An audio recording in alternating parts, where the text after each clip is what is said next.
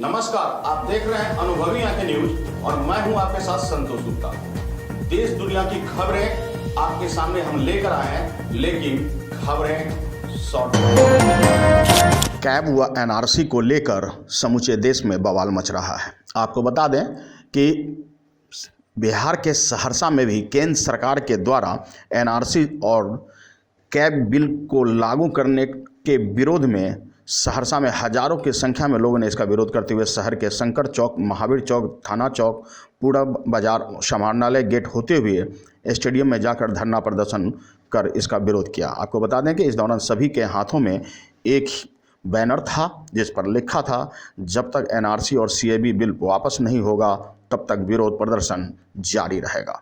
इस दौरान राजद विधायक जफर आलम ने बताया कि भारत देश संविधान एक देश है। इस देश में हिंदू, सिख, मुस्लिम, ईसाई सब भाई भाई हैं। हम एक बंद करके रहें और बन के ही रहेंगे। उन्होंने प्रधानमंत्री पर निशाना साधते हुए कहा, यह जो संविधान की धज्जियां उड़ाई जा रही है, अपने मन से सीएबी और एनसीआर बिल लागू किया जा रहा है, इसे जल्द से जल्द वापस ले।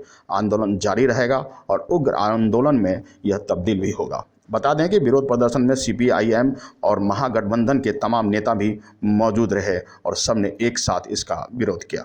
उद्देश्य यह है कि जो हमारे पूर्वज बाबा भीमराव अंबेडकर जी ने जो संविधान बनाया, गांधी जी ने जो देश को आज़ाद कराया, नेहरू जी ने आज़ाद कराया, अशफाकुल्लाह ने अपनी कुर्बानी दी, उस देश में सिख, हिंदू, मुसलमान, ईसाई सारे के सारे इस देश के वासी हैं, इस देश के नागरिक हैं।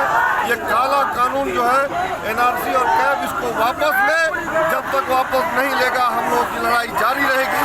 हमारे हम लोग का देश है, जो लोग का बाप दादा जो यहाँ रह रहा है उसको भारत से कोई बाहर नहीं कर सकता है। ये सही में उनको बाहर होना चाहिए। जो आज है, जो कहता है हम हिंदू हैं, जो गौर से गरासे के रास्ते पर चल रहा है, यह देश गौर से गरासे का नहीं है। यह देश रजिया रसखान का देश है और हमारा पुरखा हिंदू हो, मुस्लिम हो, सिख हो, ईसाई हो, हम लोग सब लोग एक जगह रहे हैं, एक जगह रहेंगे। यह भारत ये हिंदू का है तो मुसलमानों का भी है, ईसाइयों का भी है, बौद्धिस्टों का है, सिखों का है।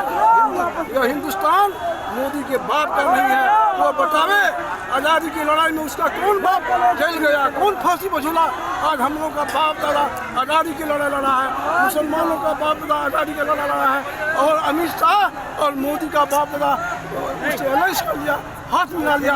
और यह देश से एनआरसी वापस ले, नहीं तो हम लोग की लड़ाई कंटिन्यू चलेगी। जब तक मोदी और अमित शाह नहीं भागेगा, बीजेपी नहीं भागेगा। यहाँ के नौजवान, किसान, मजदूर सारे वर्ग के लोग हम लोग एकजुट हैं और ये काला कानून वापस ले, आंदोलन बंद होगा।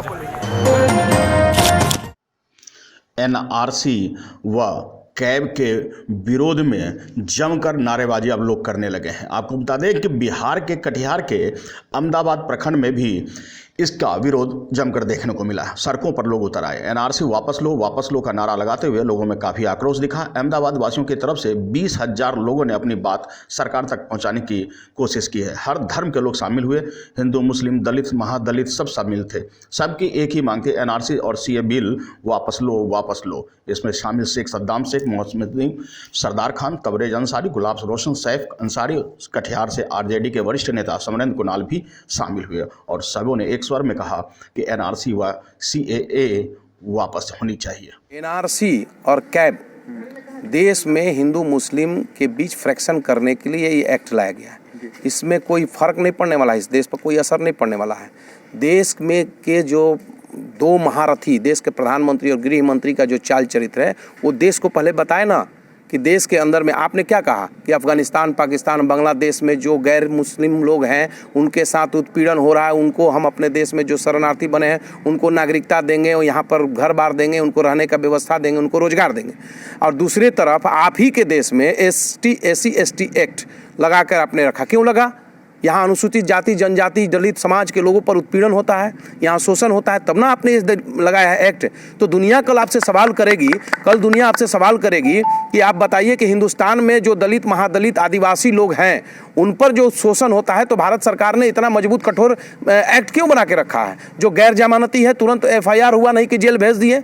आपने तो और इस कानून को और मजबूत ही किया था। सुप्रीम कोर्ट के जो लिबरल थोड़ा सा हुआ, सुप्रीम कोर्ट ने संशोधन किया, उसको आपने विधेयक ला करके इसको संशोधन करके बनाया। तो जिस हिंदुस्तान में अनुसूचित जाति, जनजाति, आदिवासी, दलित समाज के लोगों का शोषण हो रहा हो, वो दूसरे देशों पर उंगली न उठाए, मेरा मानना है।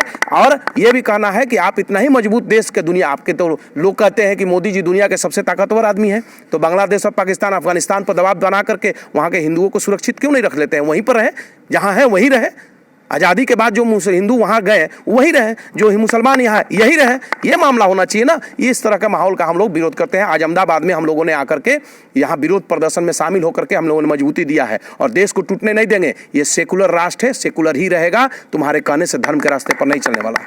सहरसा से रंजित राणा व कटिहार के अहमदाबाद से गौसुल, ब्यूरो रिपोर्ट, अनुभवी आंखें न्यूज। तो आज के लिए इतना ही है। हमारे साथ बने रहिए और देखते रहिए अनुभवी आंखें न्यूज। और हाँ, पढ़ते भी रहिए अनुभवी आंखें अखबार। हमें इस नंबर पर कॉल करें 8826227802 और हमारे वॉलंटियर सदस्य बनिए। और हाँ, लाइक और सब्सक्राइब करना ना भूलें।